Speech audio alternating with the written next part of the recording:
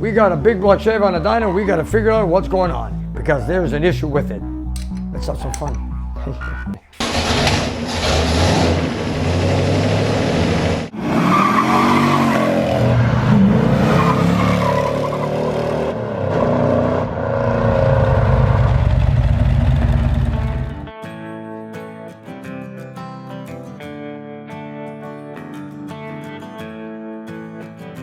It's an early weekend morning, but Nick's garage is already buzzing with activity. Today, a couple of young, first-time engine builders are bringing in their big block Chevy for dyno testing.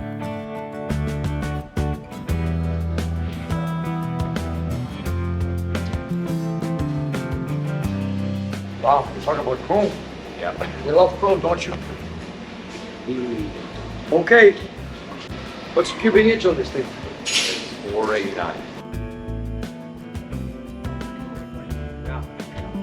What do you expect that this one? Around horsepower.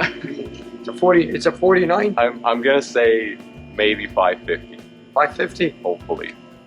Well, we'll give it a shot. Is it yours? It's both of ours. We both share the cost, everything. Okay. It's our own project. So you wanted to dyno it here, right? We're gonna put it on YouTube. Sure. If you want. You think it's gonna go good? Yeah, hopefully. If it blows up, you'll get all of it. Yeah. Maybe it's a good thing if it blows up.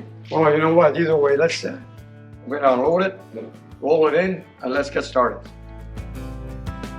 Nick has been putting in crazy hours at the shop all week, but he's happy to be starting a big weekend job with a couple of young brothers, eager to make some old-school horsepower.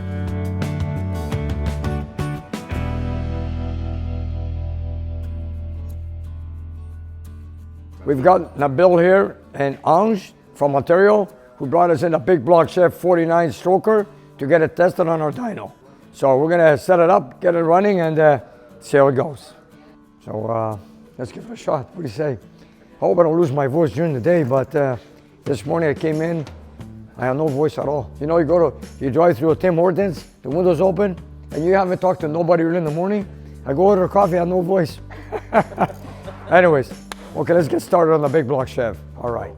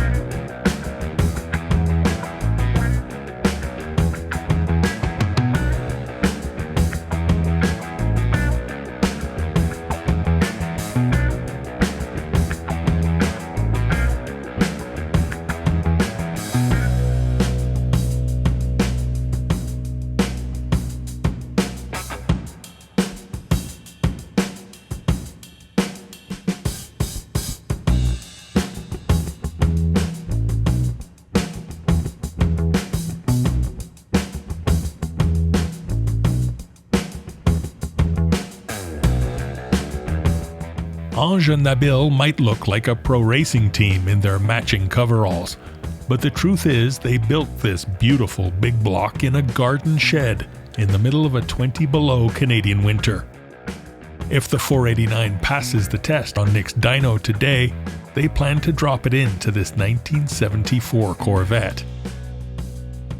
Nick has helped lots of guys get their dreams ready for the road, and he's glad to see the younger generation picking up the torch. Robert, here we go, buddy. I'm gonna pull it. Okay. Just let me know if I'm past the bell housing. Okay? We're good. And then just drop it. You wanna drop it? I'll hold it. You just drop. You drop it and I'll hold it. Don't worry about it.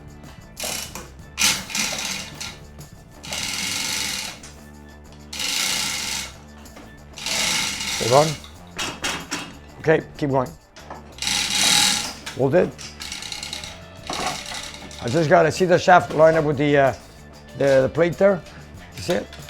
There, let me do it. I'll put my hands in there. Right, that's cool down. Down? Okay, go ahead.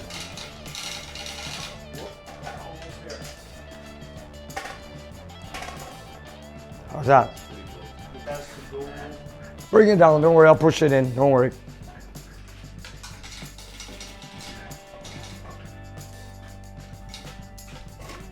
Okay, there we go.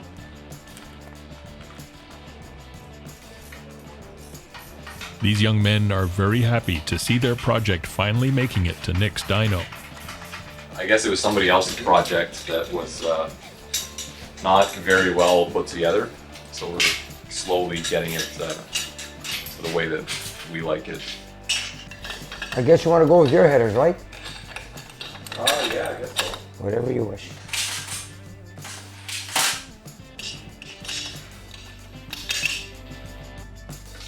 The brothers had their engine running on a stand back at the garden shed, and it seemed to be doing okay, other than an oil leak from the corner of the oil pan.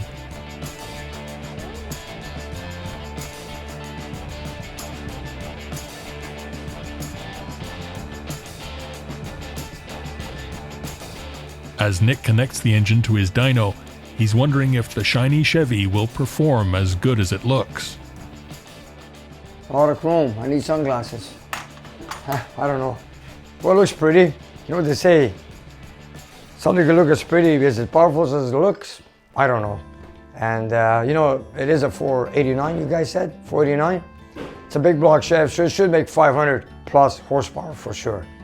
So you know what? If you guys did the job right, I think you should get your goal of 550 horsepower.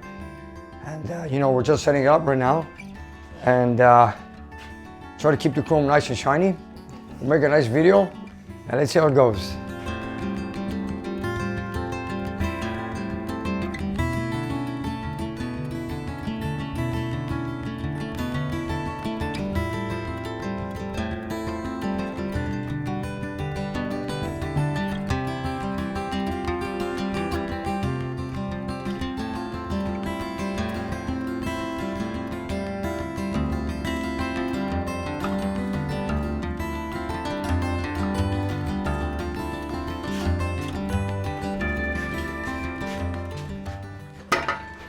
Gotta be kidding me.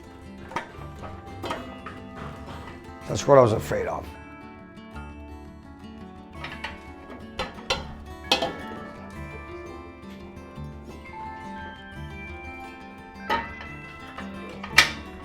I just don't want to burn anything here because these headers point inboard. Anyways. And you know, the old engine stand was straight here, right here. A lot of my headers would touch that. So then I bought this stand, again, extra, cost me over $1,000. And look at this, it still touches. God.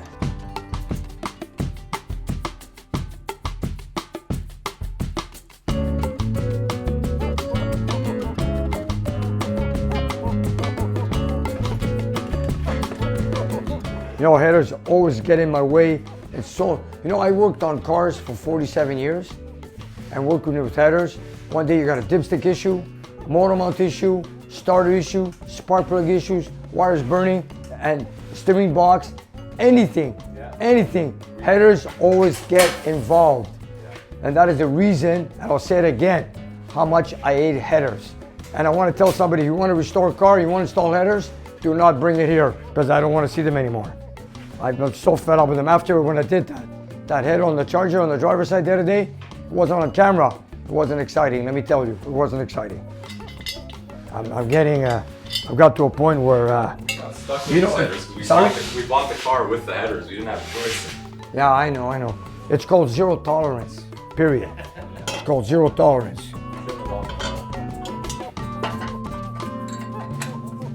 Guy called me up the other day, he goes, Nick, I got a hair leak.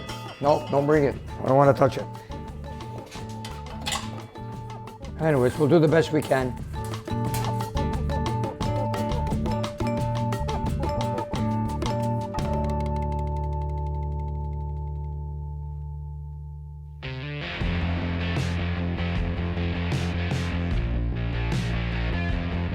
As the boys' family watch over a video call, they try to get the narrow Corvette headers onto the setup. But they just won't fit the dyno. So Nick and the guys replace them with some from Nick's collection.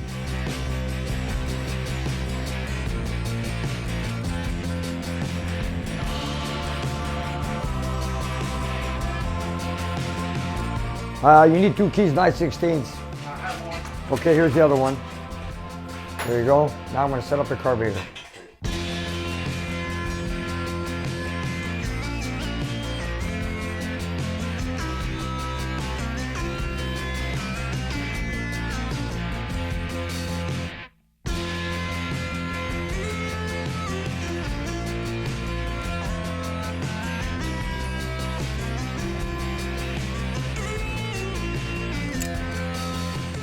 Let's see if I can put this on now.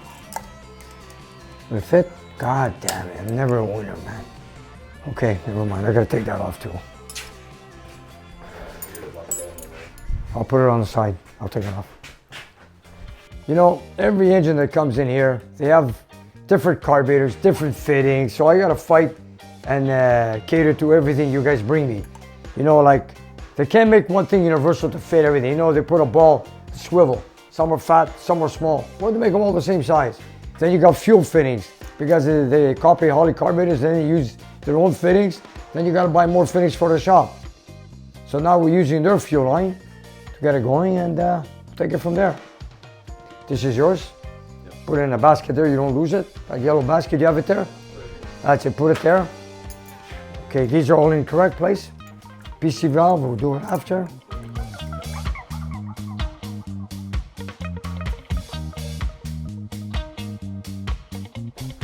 Is this tight? I don't think so. You know what? We'll get it running, we'll blast it. If it comes off, we'll find out.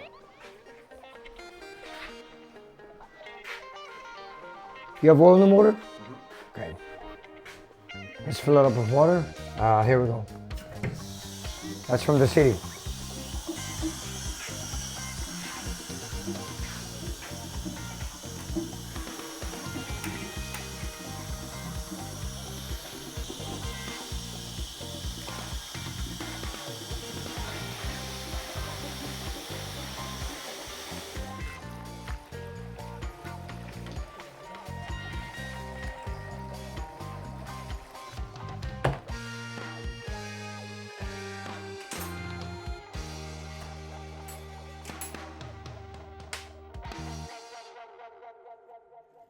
We're going to start with 36 and we'll take it from there. It's just a startup. We're going to warm it up, put fuel in it, see if the water circulates, make sure there's no wires touching any exhaust part of the system. Okay, I think we're good. What's the red line on this end? The cam you chose? It should be a little over 6,000, I think. Over 6,000? Yeah. Okay, let's do it. Over 6,000. Let's do it. Okay, let me wash my hands. I'll get everything going. So let me know if you want me to check for fuel leaks or something when you... Yeah, here, go check right now.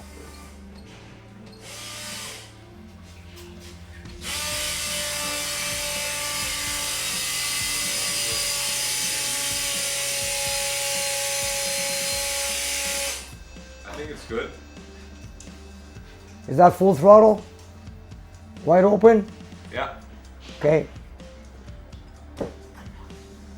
Yeah, we got fuel in the bowls. Okay.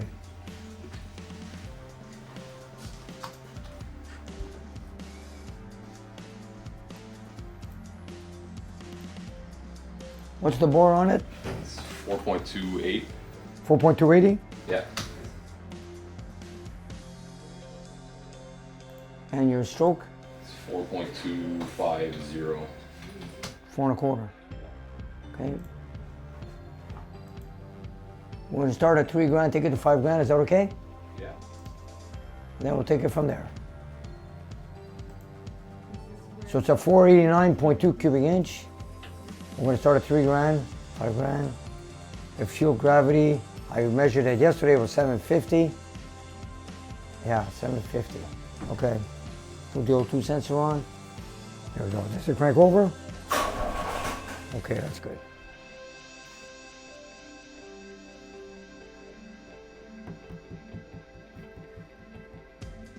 It's remarkably calm, but I get the feeling maybe the heart's beating in there. Okay, here we go. I'm gonna crank it over. Yeah, that's the fuel from the mechanical pump.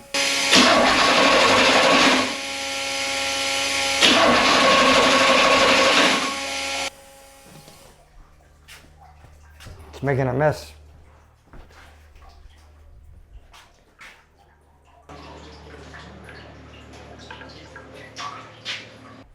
Okay.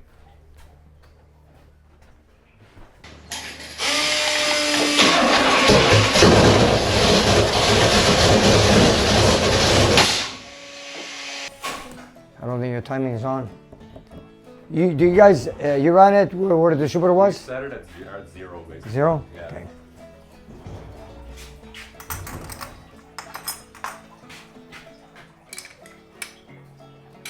Wow, it's loose.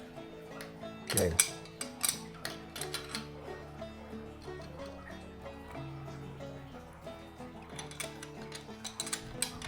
Okay. Let's have some fun. Here we go.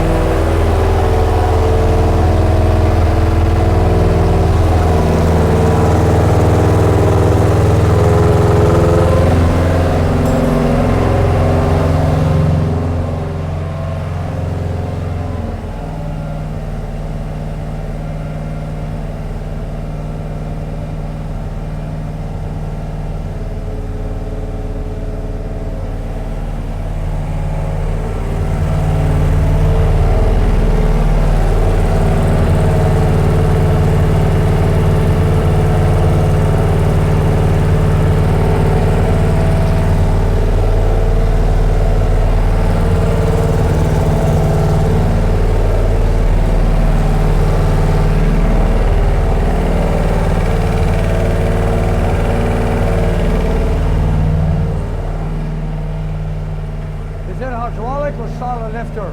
Hydraulic. Hydraulic.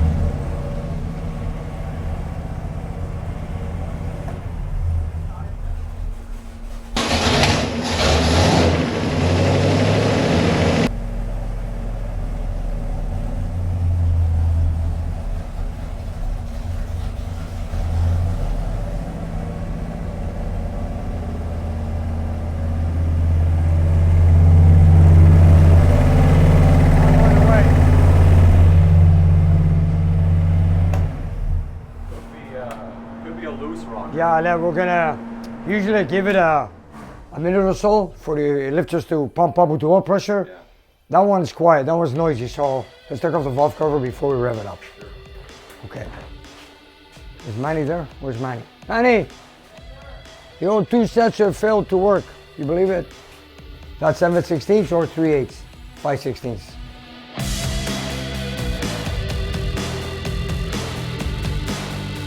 The big Chevy starts up, eventually, but there's a nasty lifter noise, and the Dyno O2 sensor is on the blink, so everyone gets busy.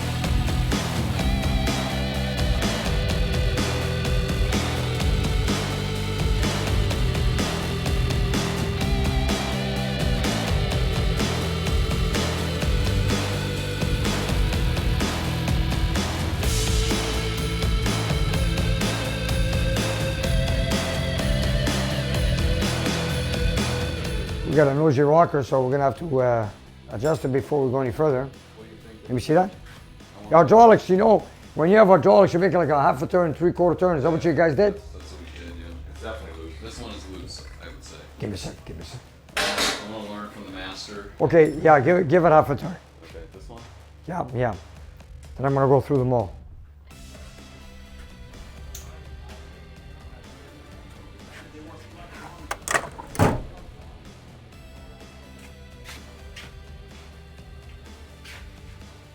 Use the closed end. Here, I'll show you. Yeah. Okay. Wait, let's put zero lash. First of all, this is what you do. Come over here. Okay. This is what you gotta do. You gotta make sure the valve is closed 100%. Look. You wanna make sure it's not on the slope. Now you do it. See, zero it. Let's say we make half a turn, okay? Zero lash. There. Then you make half a turn. Now you tighten it. Now you can lock it. Or what you do sometimes, you back it up a little bit. Give me that. It's gonna turn with the, here, do this, and you do this. Okay. There. You know what I'll do? I'll check them all. Okay, look at this now. You see this? Press the back side of the push rod. Try it. Look what it does. See what's happening? Your adjustment is good, but your lifter is empty. Yeah. That's your noise. Okay. Let's try them all. This doesn't need an adjustment. See that? I need more time to run it. But then again, you had to run it. That lifter should hold the oil in it, even though you had it for a few days.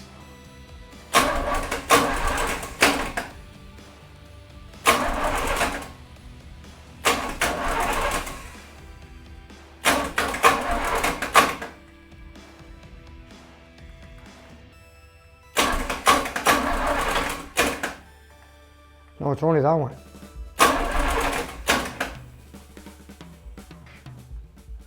Let's run it, and hopefully it folds up, okay? Let's put it back. Like, you know, on hydraulics, you gotta make sure like the lifter's on the heel of the cam. Then you make your, let's say hydraulics, you make it zero lash, you make it about half a turn after, and you lock it there, and you should be done. And I think it's around there what you have. Okay, let's put it back.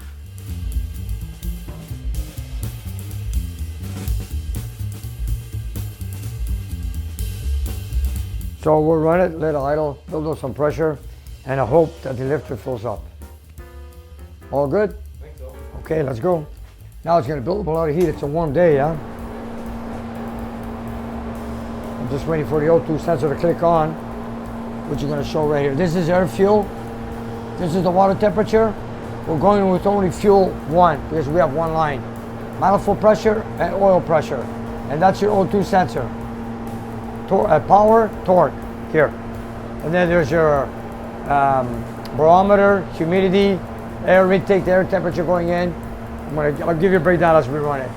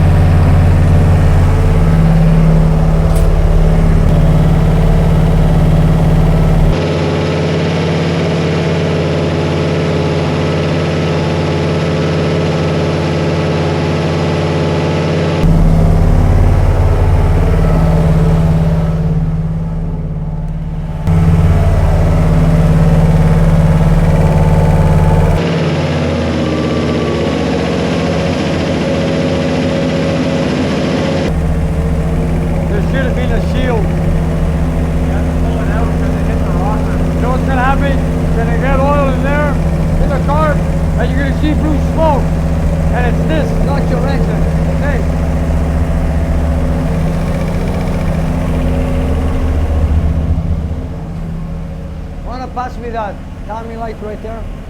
Yeah.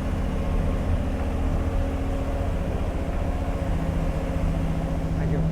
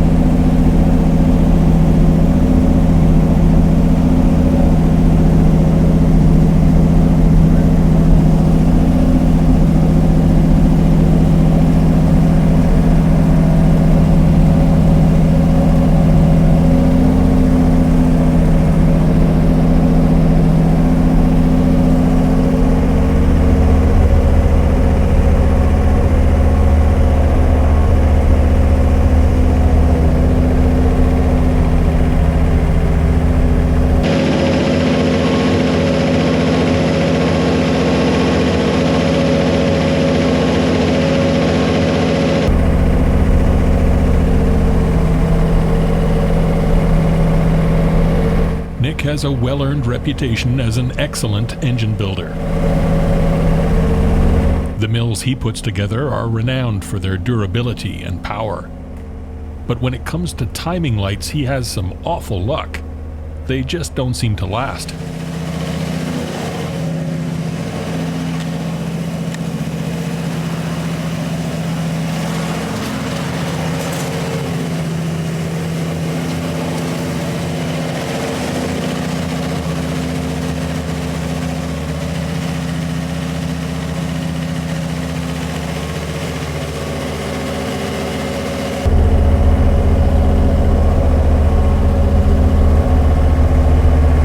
And while Nick is hooking up his third timing light, the brothers have noticed that the oil leak they had on their initial startup is back on the corner of the oil pan.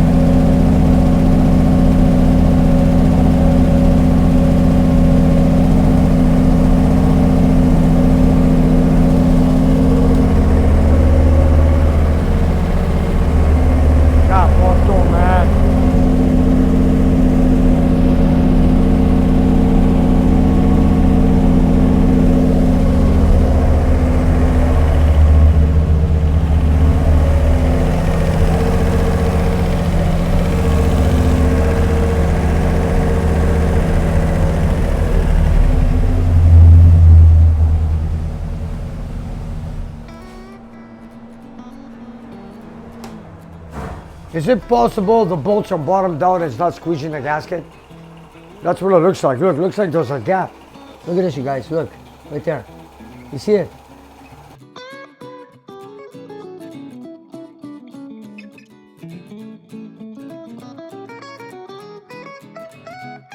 I don't know. I don't think the gasket is sealing very well in this corner, unless the bolts are too long or the gasket is not sitting right. But this looks correct. Let me try the other one. I want to see the length of the bolts first before I go any further.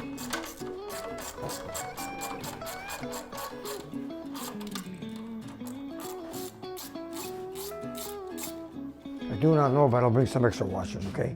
Just in case I'm right or wrong, I'm not sure. But before we go crazy, let me try something.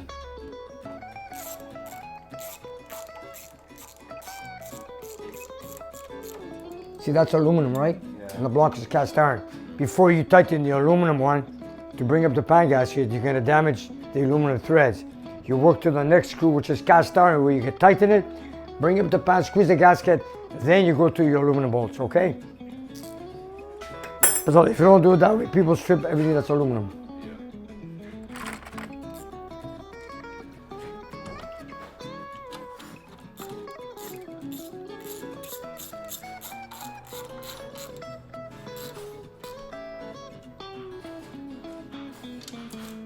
Let's see if we can find that oil leak.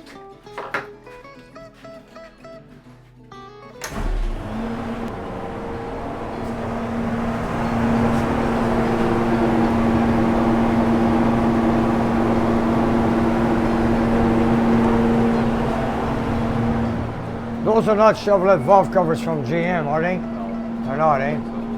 You know, you don't have a shield underneath the PCV valve. It's gonna suck oil, it's gonna go in the intake, it's gonna go into your exhaust, you're gonna have blue smoke, then you're gonna wonder what's wrong with the engine. Only because of those valve covers. Trust me. And I'll say it for the viewers to know that, because you don't know this. That thing would be a nightmare. A good valve cover will have a shield underneath a breather or a PCV valve. And in this case, these valve covers don't have it, so they're no good. Unless you find a way to put them on or burn the chrome, put a shield. So you know there's a lot of... They came with baffles. We have to pull them off because they didn't clear the rockers. And you bought all valve covers for that reason. Yeah. So they're still useless. It still didn't fit. They're still useless, but you buy a tall valve cover for the adjustable rockers, you still can't do it. Yeah. Oh boy. Okay. I'm not... I didn't want to take them off. No, they were too expensive. Is there any way you could trim around it? Maybe.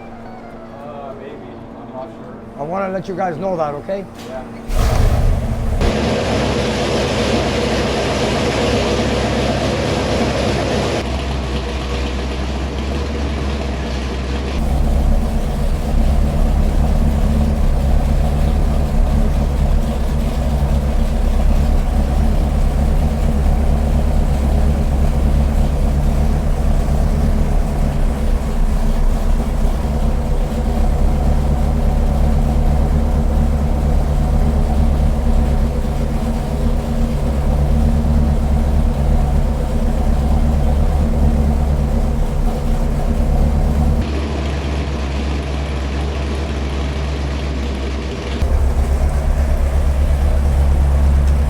Do this.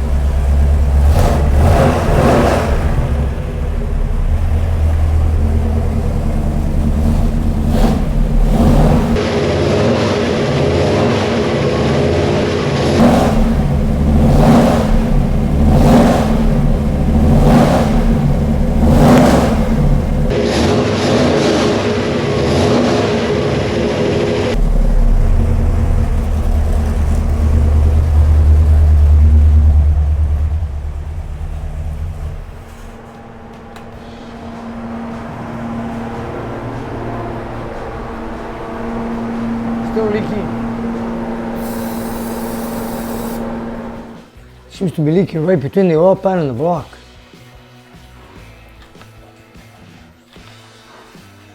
Unless the gasket is damaged, I do not know.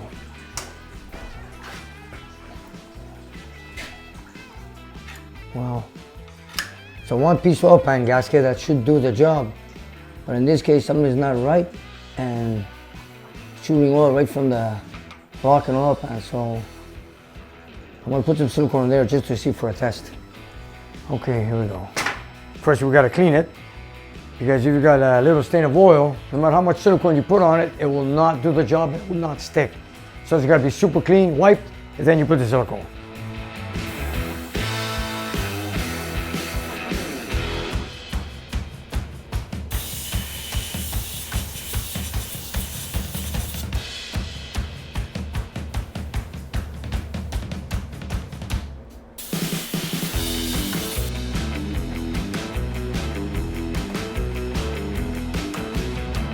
Give it a few minutes to dry, and then we'll start off and see take it from there. Well, let's hope it works. Let's give it a shot.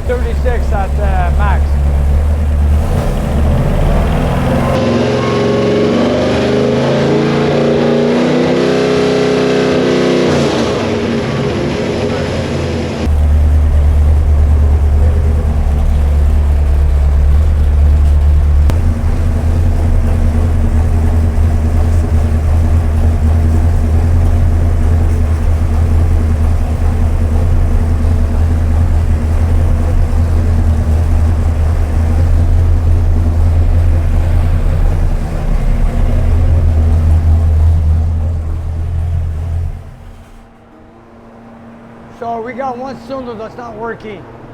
Let's check the wire.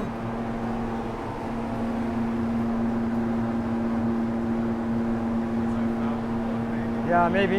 We'll take it off. Maybe there's no gap. 5/8? Is it 5/8?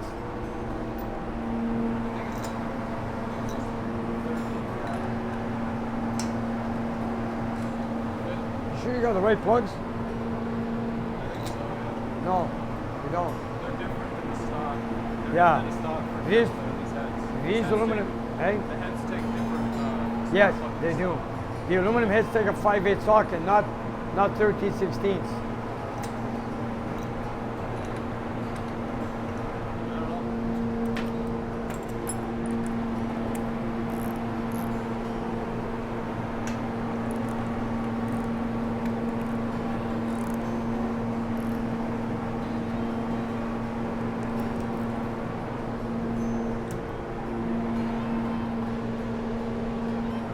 You got the wrong plugs. Find the part number of these cylinder block heads, and what's the recommended spark plug? 655. Yeah, check it out. I think there could be an R12YC spark plug. Please.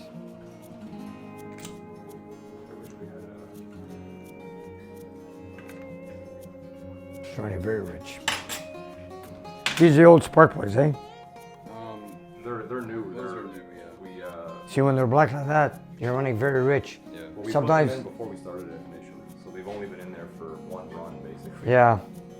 All you That's why I brought the jets. all you need to have it idle very rich or whatever, few minutes, when they get this dark, they don't want to fire. Unless we have no compression. Let's take a look. Or maybe one valve is not opening or maybe stuck open, bent valve or something. Yeah. Let's take a look.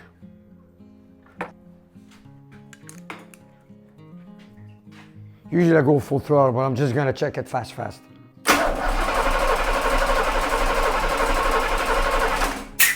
Mechanical's good. That's good. That's good. Yeah. If not, that would have been a lot worse, I think. Let me just try one spark plug, okay? I got an RC9YC, let's try it, okay? I just want to get the cylinder to fire. Sure.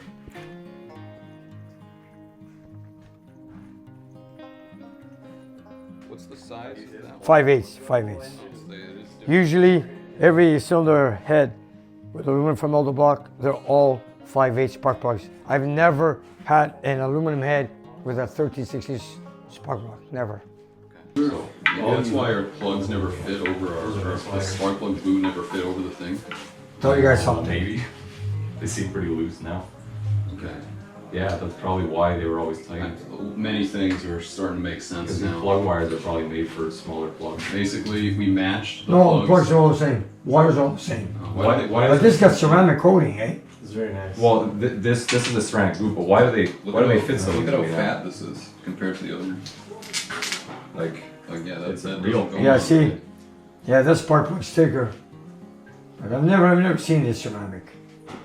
they're hard to get and Yeah. they're expensive. And they're made for fireproof. And they break really easily too. Maybe it's like not even contact. It's See? like maybe there's no contact with the actual plug on it. I'm sure it is, but maybe. You see, look, this tip and that tip are identical. Okay, The see tip is them? identical, yeah. Look here now. Now, Oh. no, maybe on idle it's gonna work, but the spark is jumping. Yeah, but like So- these have been like I they think stretched out It's basically. because it's been This- stretched out because we got these. We were like jamming these in there all the time. These were basically. Okay. This is what the previous owner had, and we just we copied them, but clearly these are too big because they don't actually fit in the boot properly. Let We me, could just replace the wires. Just use a Yeah, set of let yours. me do something. Nick is still trying to get the front cylinder on the passenger side working. So he reshapes the contacts inside that porcelain boot. Now let's see if it fires. Okay, let's get it started.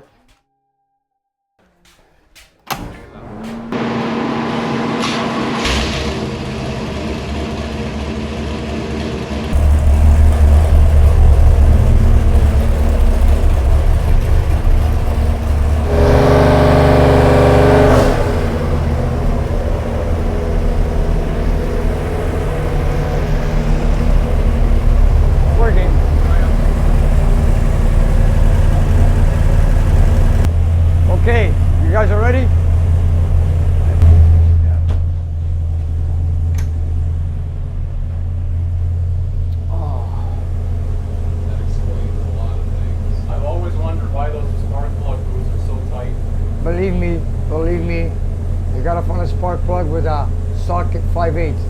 I've never seen that, never. Okay, I'm just gonna make a little test from 3,000 to 5,000. Yeah. Like I said, it's not finalized. Oh, let me get my timing line out of there. Like we said, I want to see if everything goes okay, then we start tuning it, okay?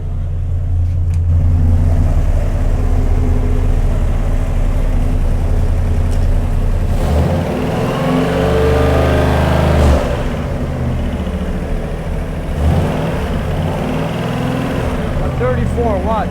Yeah.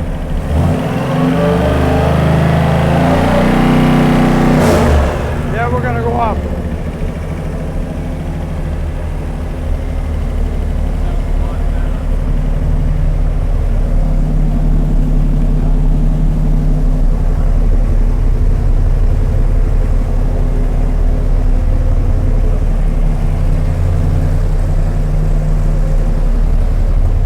Still a bit loud here.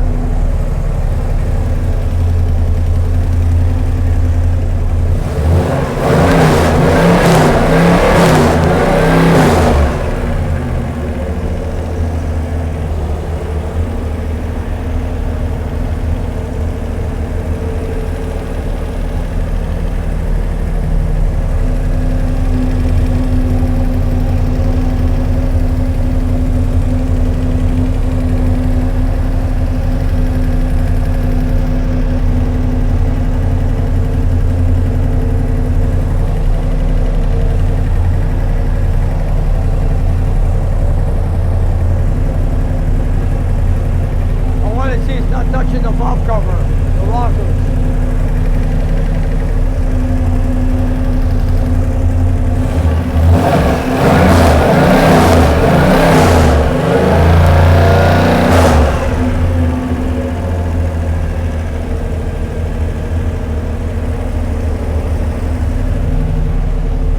I'm trying to figure out if it's a lifter, could be an exhaust leak, but I don't think so.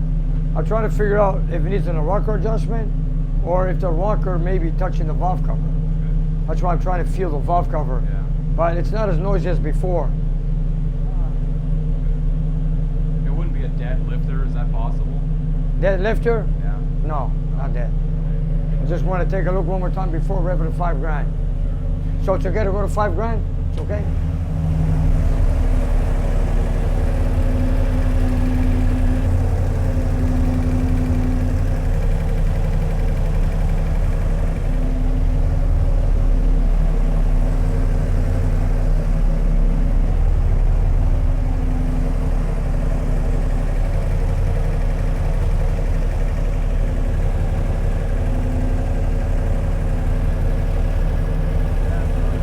Yeah, it's all good. The other side is quiet. Yeah. Okay, we're gonna take it off. I don't want to take a chance, okay?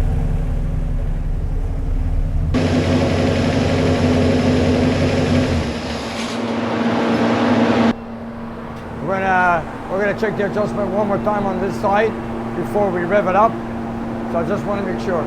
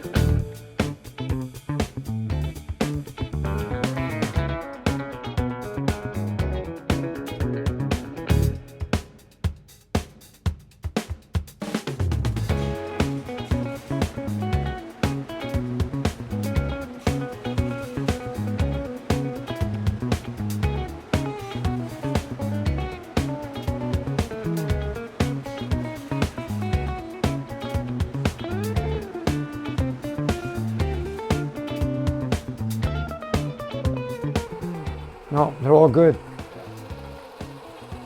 Check for broken valve springs. I don't see any. Except this one here, look. This is a hydraulic roller camshaft, and now that's been running for a while. If you look at the other lifters, they're hard as a rock, which is normal. This one here, you see a rocking motion? You see that rocking motion? The oil does not stay within the lifter, so it can have a full lift when it opens up. So as you guys can see, this lifter maybe takes a long time to fill up, or it's not holding the oil pressure in the body, in the lifter body, I should say. So unless we make some tests, maybe we can wake it up by revving it up. Let's try it. Okay, let's put it back. So let's go for it, okay? Okay, we've got Ange and Nabil, they build their first engines here. So they brought it here to the dyno to get it tested. So in the meantime, I'm trying to figure out a little noise that we got on the valve cover here, trying to fix an oil leak. So I'm helping them out because it's their first engine build. So we're going through the process of how you tune an engine, what to look for. So it's a learning process. So this is a good thing, you know, you guys are learning as we go along. Like you saw the lifter, one of the lifters is not holding the oil pressure, which will cause it to go tick, tick, tick, tick. But you know what, I don't see any danger revving it. Maybe it needs to be revved up to get oil in there. Maybe it needs to be, I don't know, we'll see. We'll just run it. We'll see, we're only gonna take it to 5,000 RPM. We put some silicone on the corner of the oil pan gasket, see if it leaks any oil there. At the same time, we haven't gone to 5 grand to see what else we have. So, you know, we have air fuel ratio to look at. We want to play with timing further on, and we'll see from there. Okay? Right. So you guys are ready to take it 5 grand? Yep. Let's go. Okay, here we go. Here we go. Let's go.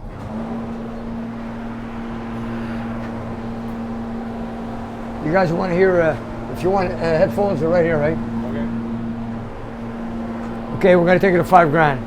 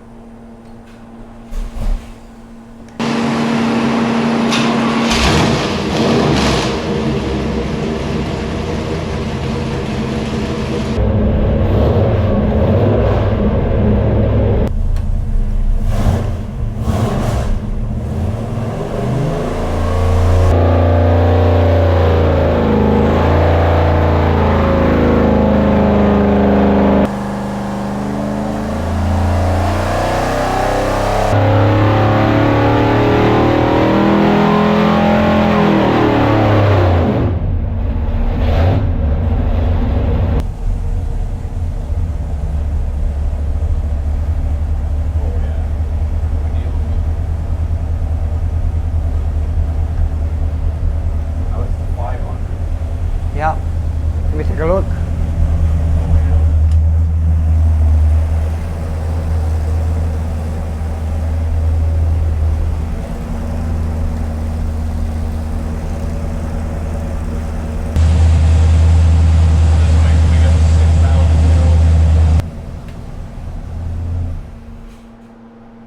Your dipstick's leaking oil.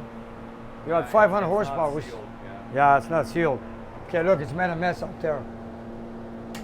Okay, you know, wow, you guys got good torque. You're up to 560 plus torque. Let's just say at here you got at 4,000 RPM, you got 566 foot-pounds of torque, which is pretty good. Yeah. But the horsepower, we had 500 at 5,000 RPM. We stopped at 5,000, so we're gonna go further, higher RPM. We're gonna go to 5.5 right now. Mm-hmm. At the same time, I wanna take let's do a fix on the dipstick because it's making a mess. Yeah. And then let's make another test. And you know your carburetor is too small. Look at that. Yeah, we know 1.6. Yeah. Okay, let's look for the oil leak. Let's go back again.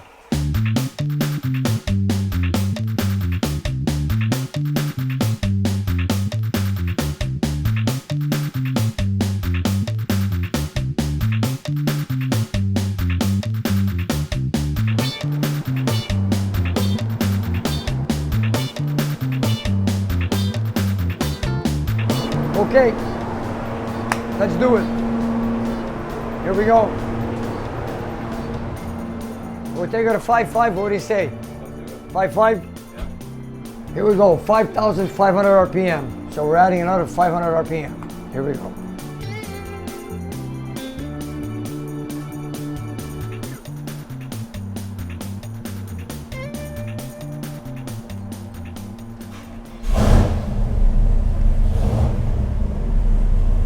Here we go.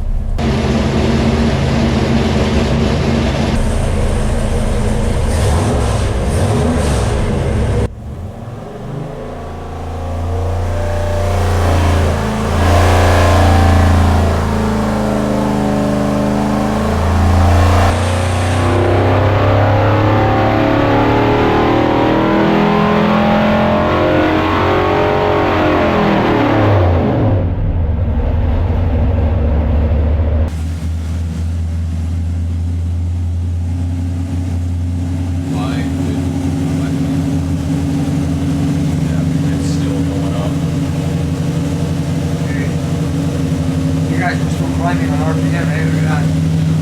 We're probably gonna go to 6 grand, you're right? Yeah.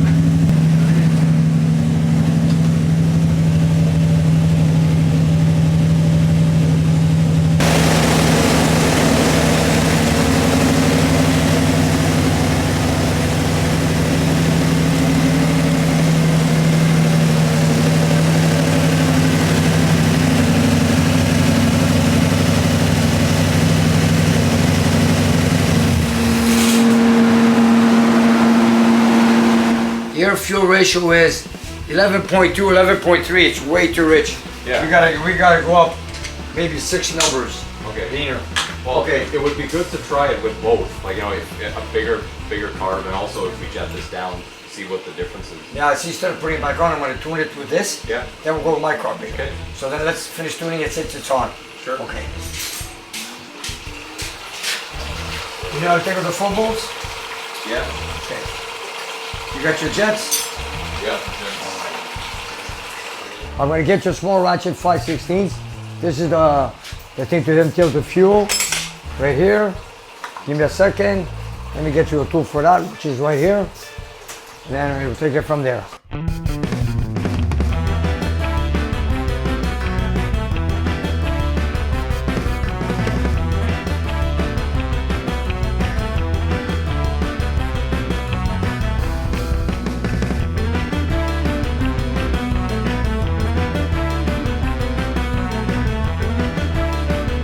We just jetted down the quick fuel carburetor. We brought down a few numbers because we're running very, very rich. So we're gonna make another test. So we would downsize the jets by 4 all the way around. And now let's make a test to see where we end up. Here we go.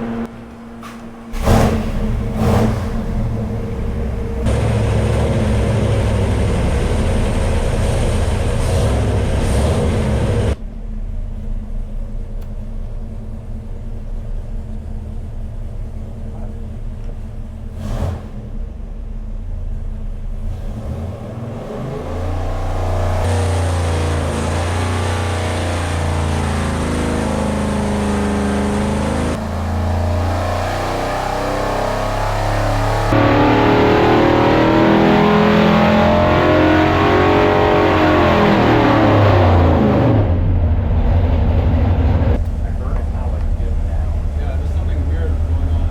It's gotta be, Yeah.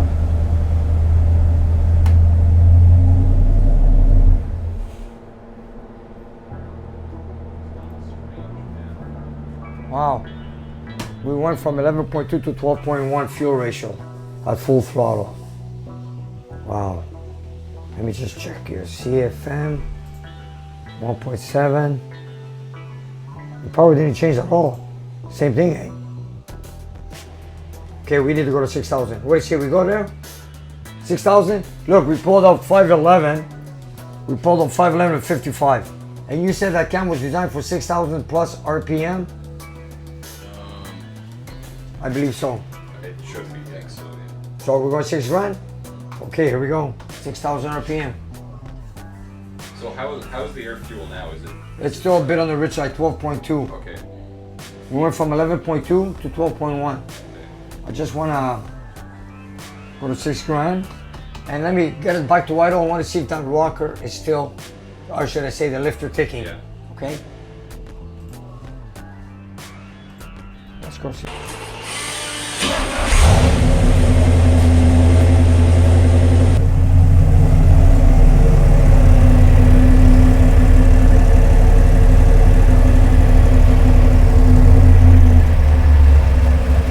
Sounds better.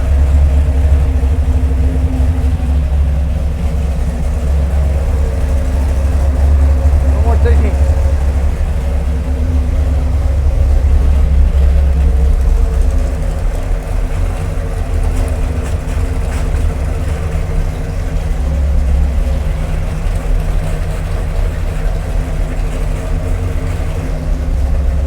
Let's go. 6 grand.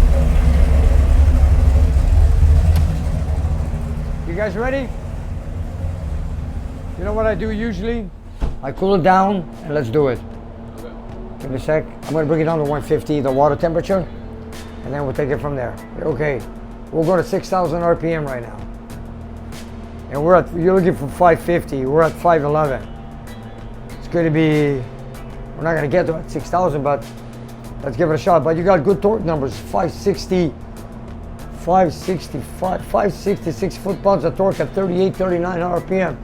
That thing's going to spin tires, eh? Yeah. You know, on a street car, it's torque what you need. Then you got it right here.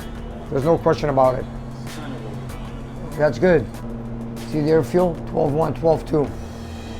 Still very rich. Okay, here we go.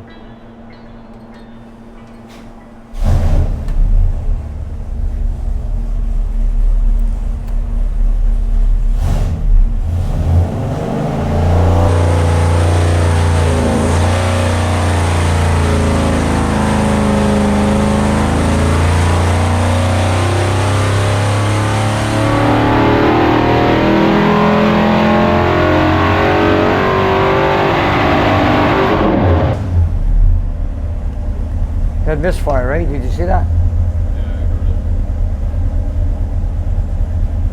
It's got some kind of sound.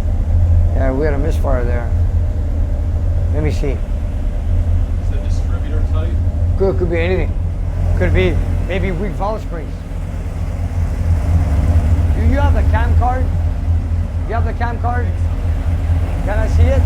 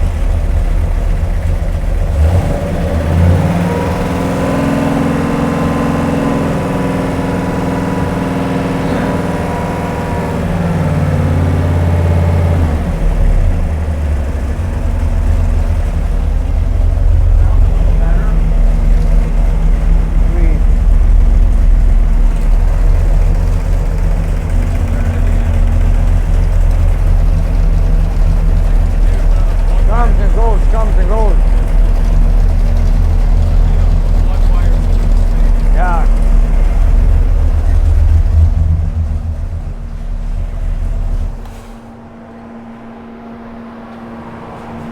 Could be, eh? Here. I heard it sort of. It looks like it's coming out. It may have popped one of the plugs out. 'Cause these don't fit that good anymore. This one here, eh? Yeah, it's in there. That one's in. That's an oil leak behind the starter, right? Yeah. So far, no leak in the front. Yeah. No leak at the dipstick. What's next? Air fuel ratio. I saw it. Let me look at it one more time. Okay, here we go. Air fuel ratio, I'm sure it's 12.2. I'm not gonna, 12.3. It's kind of still on the rich side. Power size, 516 at 5,700 RPM, but then again, we had a misfire. Maybe it's valve floating, maybe it's misfiring, I'm not sure. But you know what, there's one thing I wanted to do. You got your timing at 35, right? I wanted to advance it to 37, 38. But I want to see if it's gonna misfire again. I'm just gonna advance it a little bit. But I don't think it's the timing that's doing that. Now we're trying to play for power-wise, you know? Why do you think it's misfiring like that? Could be anything. Spark plugs, wires, ignition, could be anything. Coil, anything. I wish the right size plugs were in there, so these were Yeah. so tight. I don't know, you got a misfire, but before we do anything, I have to find the correct spark plugs for this engine. And not only that, I gotta see if I can get them. So I gotta do a search on it, and then we'll see if it's wires problem, ignition, I don't know. But let me get the right, correct spark plugs, and we'll take it from there. So you guys give me a few minutes, let me go on my computer, I'm gonna look for them, because I know they're not correct, I know that. And then, you know, when you put them on, they don't feel snug tight with these wires. Well, they've been like, they've So- been expanded at this And point. you're right, and we're still running rich. So let's see, let's work on the ignition for now. Because at 6,000, It just didn't want to rev up smooth. You notice at 56, 57 it's starting to cracking up. Okay, so let's do some homework before we go any further on. You guys up to it? Yeah. Okay. Let me get into some research. All right. The big block Chev that was built in a garden shed is giving the guys a little trouble in the dyno room today.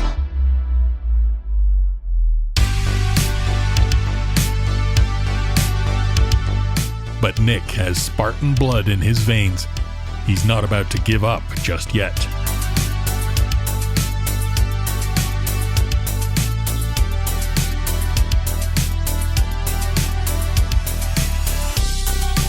All right, so we just got the spark plugs replaced with the correct number. And now we're looking for a misfire at just about 5,600 RPM. And let's do a test and see how it goes.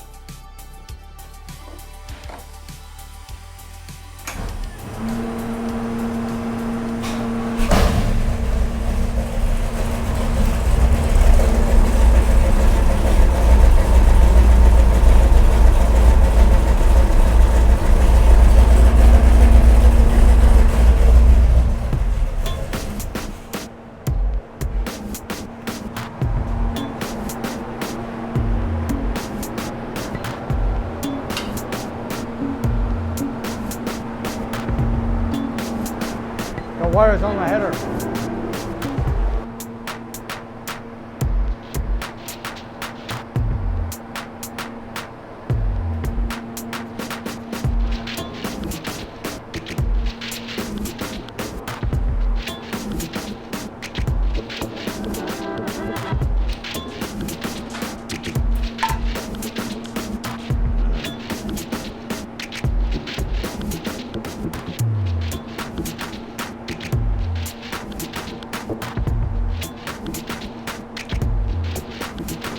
Okay, we'll make a test, but this is a no-no.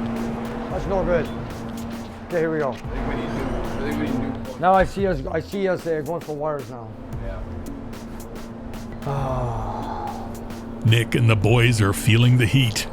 They're over 4 hours into a difficult dyno session, and they still have no clear end in sight.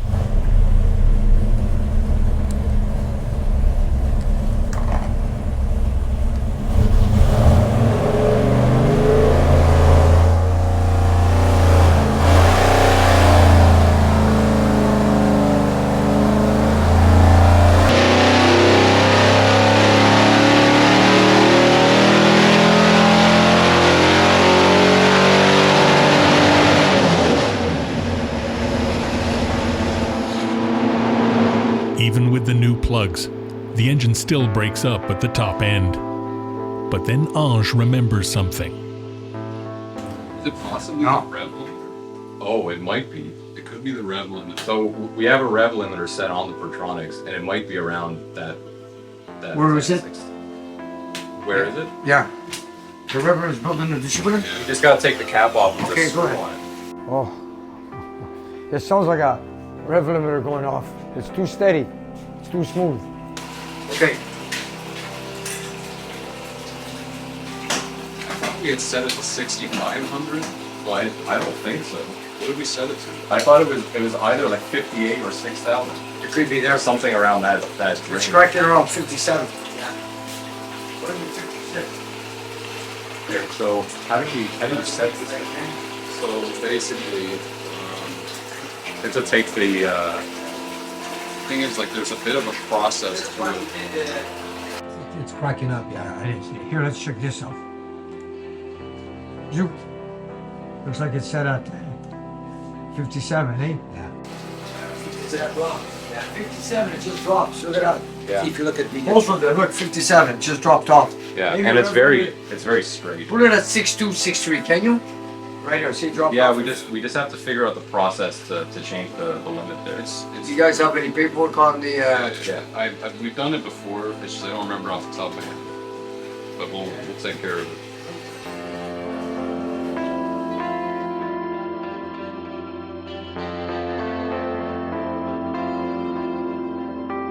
All right, so we just raised the rev limiter on the distributor because I didn't know we had a shut off, but we don't know if that was it.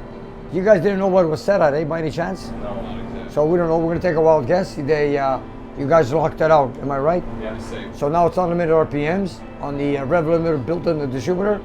So let's make a test to see if this is the issue. Here we go.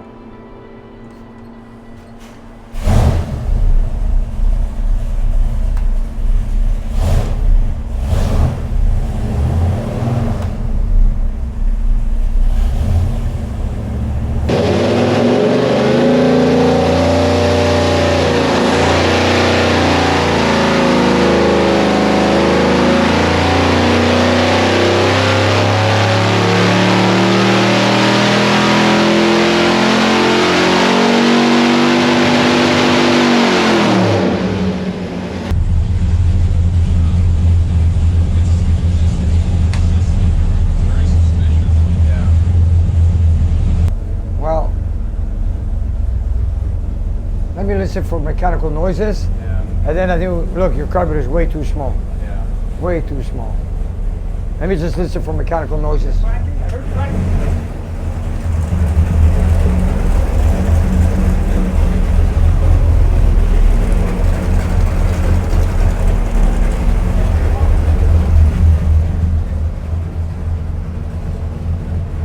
There's no rev limiter anymore?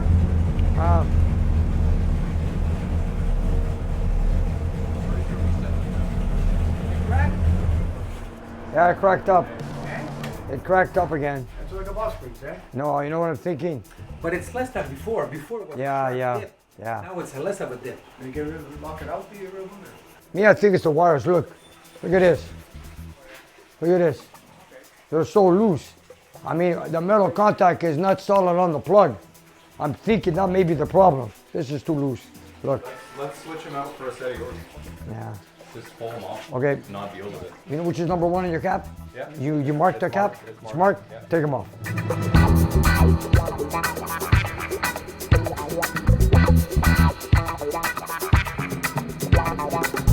The young brothers believe they got their rev limiter unlocked.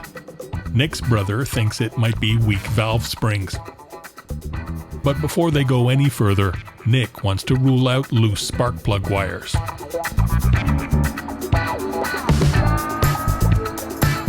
All right. So now we still have misfire even though we dropped off the rev limiter. So now we just replaced the 8 spark plug wires because I wanted a good contact at the spark plug. So here we go, another test to see if we have any more misfire. Here we go.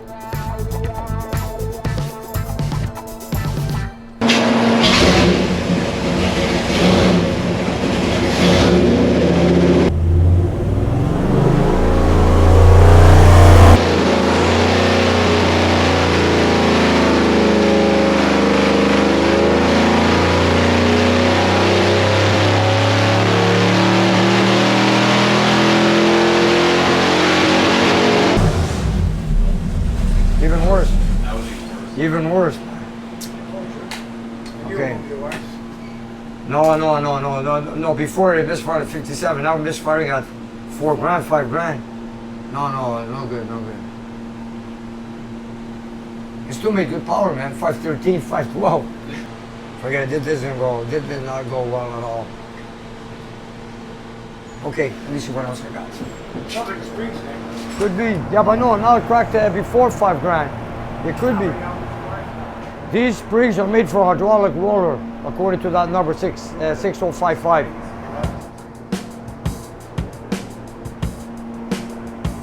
Through process of elimination, Nick is getting closer to cracking the case of the misfiring big block. But he wants to make one more test before he starts tearing into the engine further.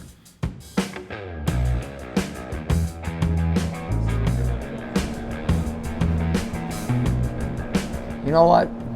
If it still does it, I think the issue is weak valve springs. As we know, this is an old engine. It's an old set of valve springs, and our conclusion looks like it's come down to shimming the springs or getting new valve springs. I'm just going to make a final test just to summarize and see what I think it really is. We believe it's not an ignition problem or a carburetor problem. So what we're going to do is just make a test, pay attention to it. So in the meantime, let's just make one more run. Here we go. Pull.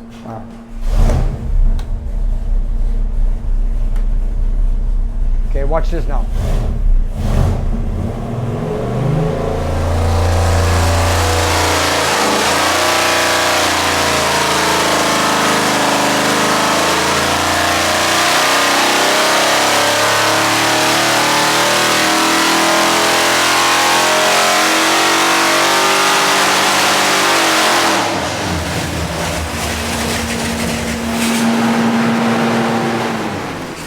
Yeah. You know what? Yeah, take a valve cover off. Any valve cover, whichever is easier for you to know. Yeah, it looks like it. We're gonna have to, here we go. Air fuel ratio is rich, but doesn't matter. We're gonna have to do some further testing. But in the meantime, let's check the valve springs. I do not think we have enough spring pressure. Anyways, Philip, we're not even gonna put a meter on it, flow meter. You know the flow meter? No, I don't need to. Nah, we're not gonna bother. Well, you know what? Let's take off the valve covers, measure spring, and take it from there. Yeah, he tells the whole story. That's it. I'll tell you the whole story. Yeah, it looks like we're gonna have to shim them.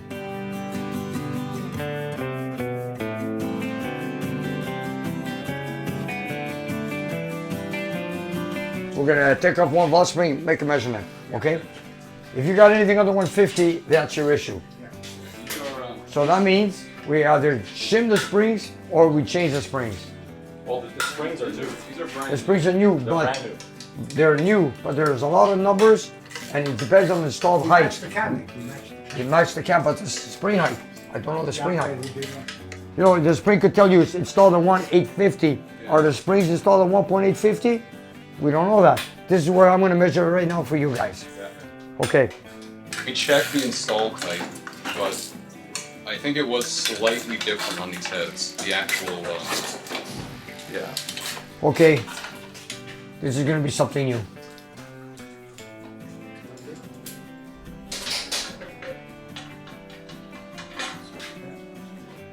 Wait, which one do you want me to take off? One of these? Or? No, you got to take both off so they close both valves. So I can put air in the cylinder to hold the valves closed when I remove the retainer with the valve spring. And let's take off the valve spring.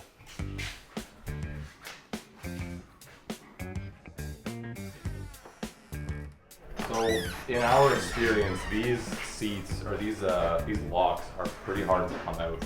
Like you need a lot of pressure on that. Just tap it like this. Okay. I want to learn the techniques. Yeah. Okay. Master. You know what I'm doing now, right? I'm putting air in the cylinder because now once I remove the retainer, without air compressed in the cylinder, that valve is going to drop. So if it goes deep enough, you're going to have to take off the head to take it off. Yeah. So the air is going to hold up the valves. I'm going to take off this retainer just to make a measurement. I'm going to show you to check installed height.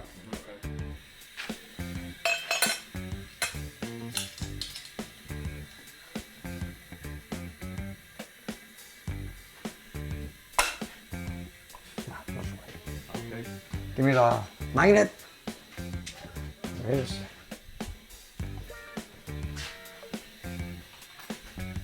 And you got triple springs, you said? No. Yeah. Triple? It's two main springs and there's a damper. Okay, yeah, okay, no. Then it's a double spring. Yeah.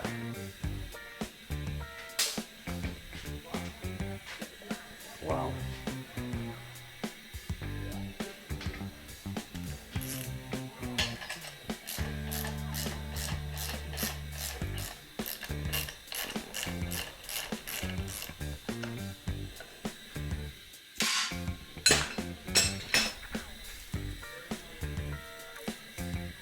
For me to take a reading, I need another retainer.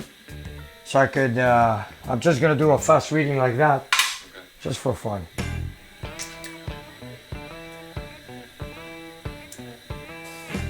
Now I'm gonna make a measurement, and then this is a seat measurement, installed height, as is. Let's take a reading. What number you guys see there? 1970. 1970, that's 1 inch, 970 thou. We're almost at 2 inches, 1970. So let me bring my tool here, I'll show you what we're doing.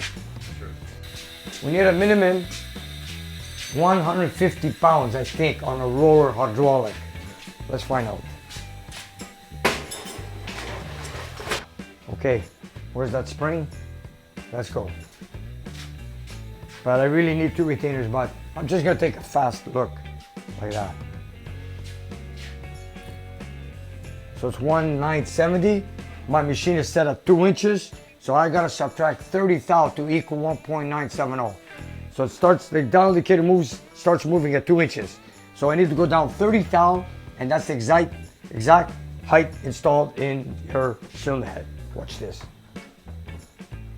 Watch this, 30 thou. 10, 20, 30. Oh my God. So what's going on with that? That's obviously We need minimum 150. A flat tappet camera is 120 minimum. You guys, look, I don't even need a second retainer to compress the inner spring. Here, I'm too far away from my number, so I don't need to put another retainer. Let me ask you another thing. Usually, when you have springs on aluminum heads, you have a cup. Do you have a cup? We didn't have them before, so no. Let me Or actually, no, yeah, we do. We have. Am I reading it correctly, 1970? Yes, I am. 1970, right? 1.970. Okay, you see it? It is. Wow. My brother was right, eh? Springs, forget the condition. And we know we've gone through this before. I think the springs are definitely correct because they were matched to the cam. I think the problem is they're not matched to this stem height here. That's what I think it is. I think these are slightly taller stems. This is, okay, never mind. Even though, here, let me show you an example. Okay, sometimes you can add another shim to shrink the spring to give you more pressure. Yeah. Let's say, for example, I put a shim of 60 thou. Look what happens. We'll go back here. We go to our original height, 1.970. So we should subtract our 30 thou here. So we got 85 pounds. That's unheard of for a roller cam. Let's take a shim, 60 thou. 10, 20, 30, 40, 50, 60. Look, we're almost at 100 pounds. Valve springs work with the cam. Question is, what installed height? Remember what I said earlier? Yeah. 1.850. You guys have 1.970. In other words, it's spread more open. In other words, it's a lot weaker. At a high RPM, what's happening is it's called valve flow. You're revving, and those valves are not closing in time. So what are you having? A misfire. There's your answer. It doesn't matter. It doesn't matter what cam, what heads. Sometimes you can have a long valve. Maybe the guy changed the valves, you put a long valve stem. You don't just take a cam and valve springs, put it together. You gotta know your installed height. When a guy sells you a cam and springs, they're gonna tell you what's your installed height. And with that installed height, with this cam profile, you gotta find a valve spring that fits your application. That's how they do it, okay? Usually, in many cases, it's like 1.850. Let's go there, 1.850, look. 150, 120 pounds. You guys look up hydraulic, go and Google it. Roller hydraulic camshaft. What's the minimum pressure? Check it out. I think it's 150, 160. You guys are at 85. Forget it. These springs are not for your setup. I really thought you guys had good valve springs to start with. But like my brother said, when he starts asking questions, then when you said they're not the ones that came with the head, because elder block, the springs that come with the elder block cylinder head, they're telling you they're made for hydraulic roller. The spring pressure is a 150 plus. They know their installed height. They know what springs go on their cylinder heads. In this case now, comp cam sold you the springs to go with the cam. Maybe they were made for the cast iron head with a less installed height number. I know you guys are learning. That's why I'm going through this process. I also want to show my viewers, this is the typical engine, or should I say when you have a weak valve spring, when you rev an engine, you know, sometimes it might be spark plugs, like a fuel or misfire. But in this case, it's a freshly rebuilt, and we realize that the spring pressure is not enough for this application, especially on a roller cam. They have to ask you that question when they sell you springs. Yeah, well, like, part of the problem is that we've got a lot of conflicting information from different people. Like, Yes. for example, our machinist said, just leave the old valve springs on. These heads were made for a flat tappet cam. So he told us to leave those on. We thought, no, that doesn't make any sense. So we got the new springs that are matched for the cam, but clearly they're not matched to the head.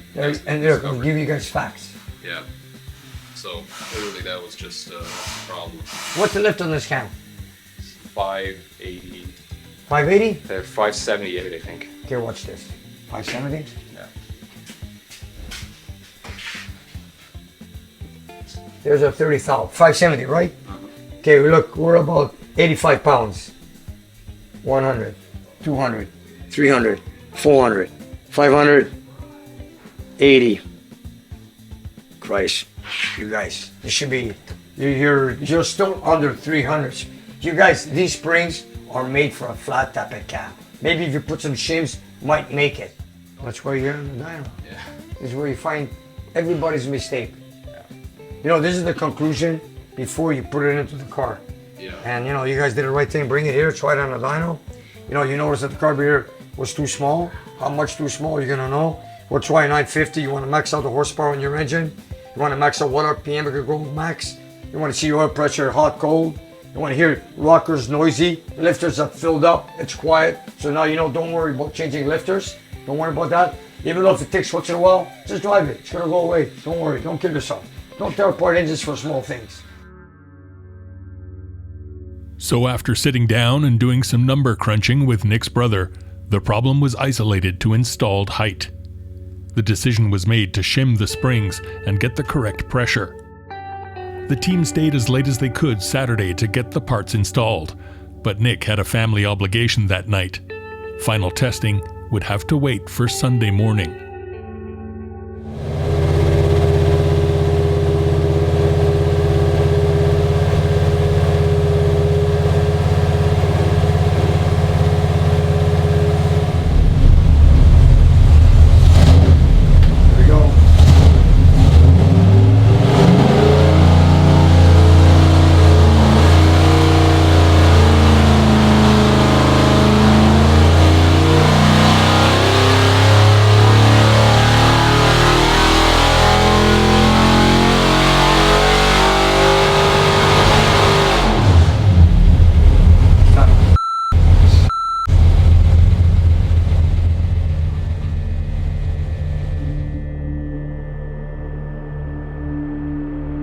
It is the last thing these exhausted engine builders want to hear after so much hard work. The engine is still cracking up at the top end. But then, after a little more head scratching and double checking, they realize that the rev limiter was still kicking in. They finally get it locked out. They install Nick's 950 carb, and they set the dyno to 6,200 RPM.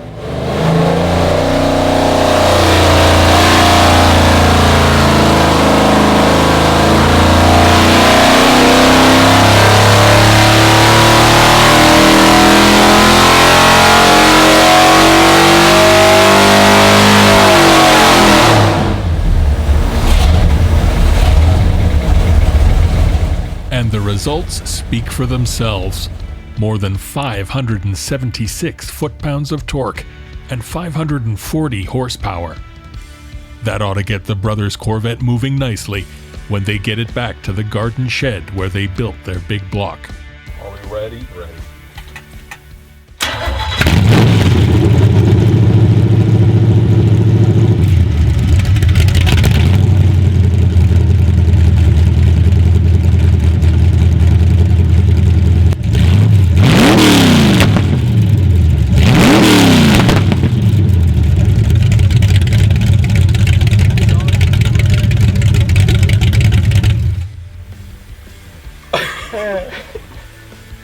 So there you have it, folks. You know, that people came in with their engine. You know, this wasn't built by me, so I don't know the history of the engine. I don't know the application of the parts. But you know what? You want to break it down, you want to help a client, and this is what you go through. You know, you want to go through the process of elimination, one thing after the other, and only change what you need. So there you have it, and thanks for watching us here on Nick's Garage. Thank you. And you guys, if you look down below the video, we have a whole bunch of merchandise that you guys can buy. So whatever you like, buy it, love it, wear it, and enjoy it. And help spread the word of Nick's Garage. And if you have some time, check out our Patreon page. We have extra content and you guys can watch it and take it from there. And we'll see you next time.